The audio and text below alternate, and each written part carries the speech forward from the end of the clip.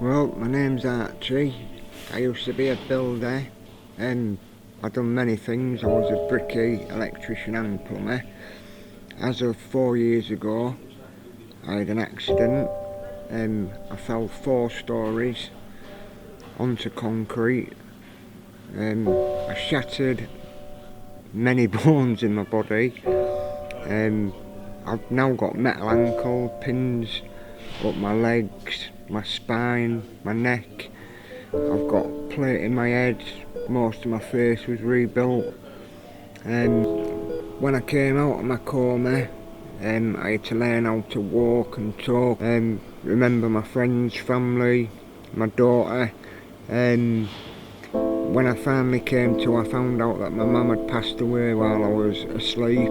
My best friend had been killed in a hit and run. I came home after nearly 2 years in hospital. When I came home, I found my wife had left me. She'd emptied my house and took my kid. When I came out of my coma, basically I had nothing. I ended up in London, on the street, and I'd fell asleep next to a bridge. Just before I'd fell asleep, someone had come up to me on the street and offered me an interview at a hotel, cleaning and washing dishes, but it was a job. I fell asleep the night before at a derelict building and 4 men actually beat the crap out of me. I went to the interview still, but obviously they didn't want me because I was a bit of a mess. I've been trying to get in places. I've got a list in my bag of so many hostels and places, but most of them you either have to have an alcohol addiction, drug addiction. You can't self-refer to none of them. I've been told that you can, but every time I've gone to them it's nothing like what people say. I've been having to beg to pay for hostels myself. It's really hard, it's an horrible life. Over the past couple of months I've started going to internet cafes to do Skype. I talk to my daughter regularly. I've now got a grandson as of 4 months ago, nearly 5 months. I haven't obviously seen her or my grandson yet. She doesn't know the full story, the full extent of where I am and what I'm doing. I can't go home and stay with her really because she's in a 1-bedroom flat with a newborn baby.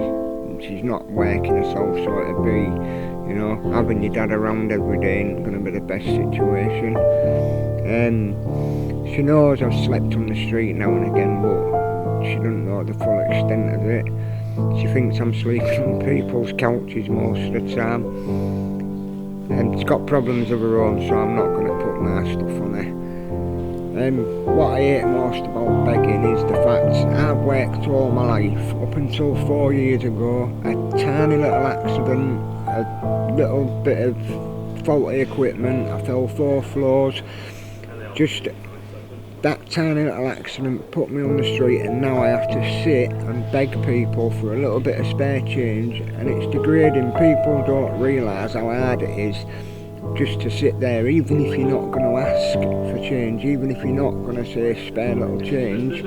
It's hard to sit there and have to have people look at you as though you're dirt on the shoe or worse, crap on the shoe.